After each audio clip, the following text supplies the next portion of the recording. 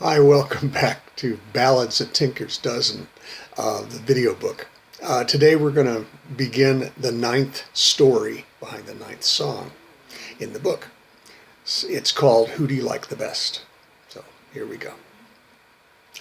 Who do you like the best?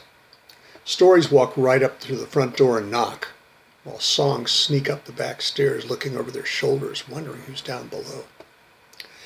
Miss Stephanie St. Clair was well known all over town, not simply because of what she had done to Duke, Miss St. Clair's fellow, before she had planted a fork in his eye when he gave the eye to that little gold digger across a restaurant, but because of her success in business and her alliance with the most important men in New York.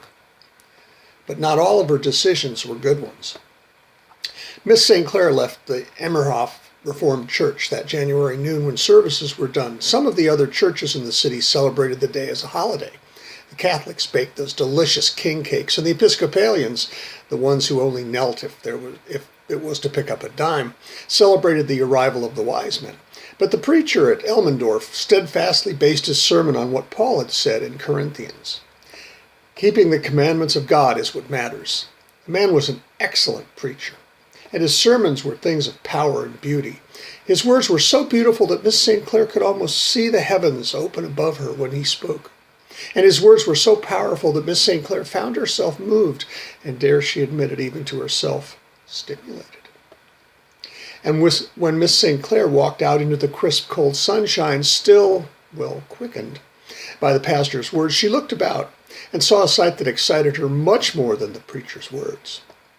Little Mattie Groves walked through the crowds in front of the big church on his way to a Sunday afternoon of boring diversion at his mother's house.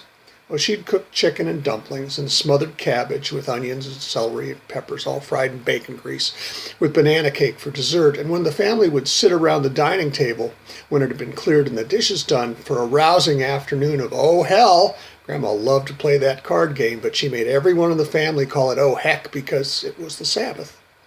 And the long quiet wait until it was time to listen to The Shadow and then to Edgar Bergen and his puppets on the radio. The women of the family would allow Mattie's father and grandfather to doze off on the sofa after dinner, but they expected a healthy young man, like Mattie, to join them in the card games. It would be an afternoon begun with good food, but concluded with stifling boredom. It was almost enough to make a man take to drink. And then, in the midst of Mattie's daydreams of something more interesting, he glanced up and saw a woman, an older woman, a beautiful, sophisticated older woman. She was tall and slender with a small waist and narrow hips, and she was dressed like a queen. He watched, careful to not exactly stare, as she closed her long gray coat that was fashionably trimmed with a fox stole, each little vixen's mouth firmly clamped on another fox's tail. In the seconds that seemed to Mattie to last forever before she buttoned her overcoat, he saw that she wore a day dress of polka-dotted crepe in colors, orchid and rose, that were more appropriate for spring than January, that fitted tightly through her hips and flared out with pleats made to swing where the bottom of her skirt reached her calves. The interest that was created at the top of her garment, and Mattie was very interested, was due to its shallow-necked bodice and a nail-head pattern of metal that graced the fabric that covered her chest and accented her neckline. She wore mahogany leather-strapped pumps with alligator trim that showed just a tantalizing hint of the nude silk-seamed stockings that flattered what Mattie could see of her legs. Her head was covered with a slouched fedora that matched her coat and made Mattie think that Greta Garbo had come to Harlem. And as he found himself staring at her, he found that she held his gaze in hers and smiled. Mattie broke his gaze in embarrassment and continued his walking toward his mother's house. But after a few steps, someone walked up next to him and slipped a hand through the crook of his elbow. As he turned, he saw only the beautiful woman's smile and heard only her whispered, "Come home with me." Mattie's heart leapt to hear Miss St. Clair's invitation, but Mattie also knew of her man, Big Ed. Big Ed was the meanest man in New York City.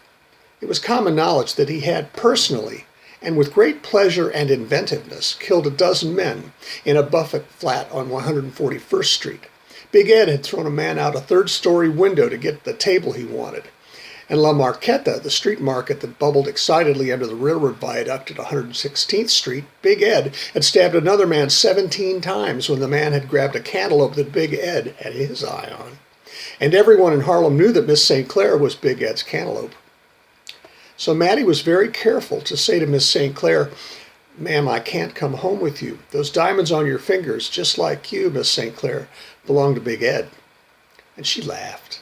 "So what if Big Ed gave me these rings? He's down in Chinatown collecting the take from the numbers bank, and he won't be home tonight.